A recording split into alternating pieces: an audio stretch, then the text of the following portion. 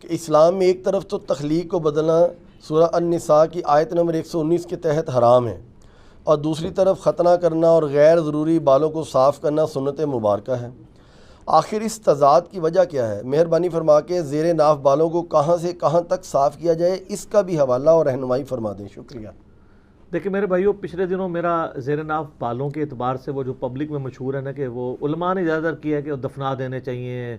بایا نہیں ہونے چاہیے، میں نے اس کا آپٹیمل سلوشن دیا ہے، وہ آپ کلپ میرا دیکھ لیں۔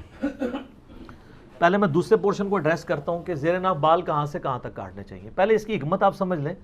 یہ غیر ضروری بال جو صاف کیے جاتے ہیں، یہ وہی بال صاف کیے جاتے ہیں جہاں پر پسینہ جمع ہوتا ہے، کیونکہ پسینہ جمع ہونے کی وجہ سے وہاں پہ بدبو پیدا ہوتی ہے، تو اسلام نے یہ پاکی کا نظام رکھا ہے۔ اب یہ دیکھیں، یہ والی جو جگہ ہے بغلوں کے نیچے والی، اس میں پسینہ جمع ہوتا ہے، یہ بال اگر آپ ریموو نہیں کریں گے تو آپ کو بدبو آئے گی۔ اکثر جو مسلمان غیر مسلم ملکوں میں جاتے ہیں تو کہتے ہیں جی کافروں کو بڑی بو آمدی ہے جی، وہ کافروں سے بو اس لیے آ رہی ہوتی ہے کہ وہ پاکی نہیں کر رہے ہوتے، وہ بھی وہ ساری چیزیں کریں، کلمہ نہ بھی پڑھیں،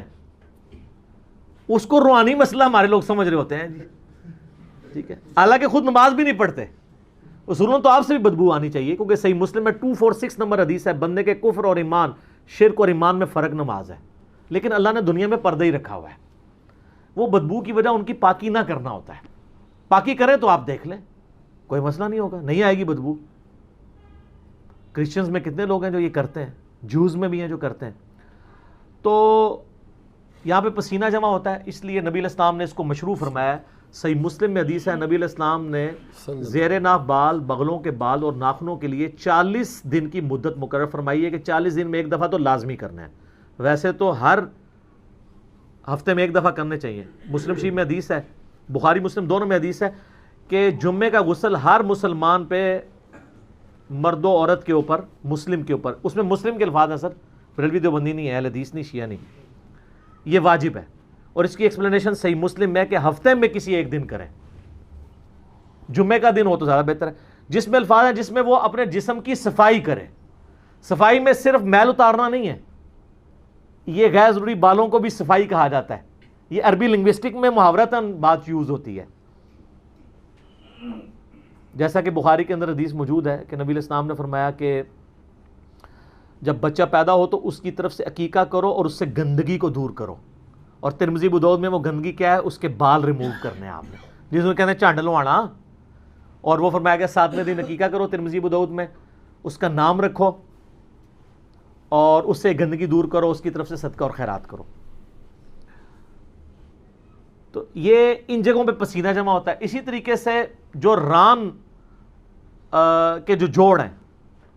وہاں پہ پسینہ جمع ہوتا ہے، جس کو آپ یعنی تھائی کہہ لیں، تو تھائی پوری کے بال ریموو نہیں کرنے ہوتے، صرف اتنے حصے کے جو شرمگاہ کے ساتھ ٹچ کر رہا ہوتا ہے۔ اسی طریقے سے یعنی بعض لوگ بالکل ناف کے عین نیچے سے بال صاف کرنا شروع کر دیتے ہیں، وہ کہتے ہیں زیر ناف ہے، وہ زیر ناف اس لیے کہا جاتا ہے وہ ناف کے تو نیچے ہی ہے نا، عین زیر ناف لفظ نہیں ہے وہ،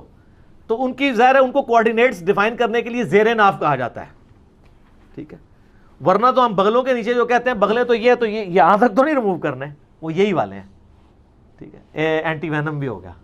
تو زیر ناف سے مراد ہے کہ جتنے حصے میں یعنی شرمگاہ ٹچ کرتی ہے، چاہے وہ ران والا حصہ ہو یا اوپر والا، اور اس کا بڑا آسان طریقہ ہے کہ پیٹ کا جو جوڑ ہے نچلے دھڑ کے ساتھ، جہاں پہ پیٹ ختم ہوتا ہے نا، وہ ناف سے تھوڑا نیچے جا کے ختم ہوتا ہے، اس کے بعد سے جو حصہ ہے نا وہ آپ نے بال صاف کرنے شروع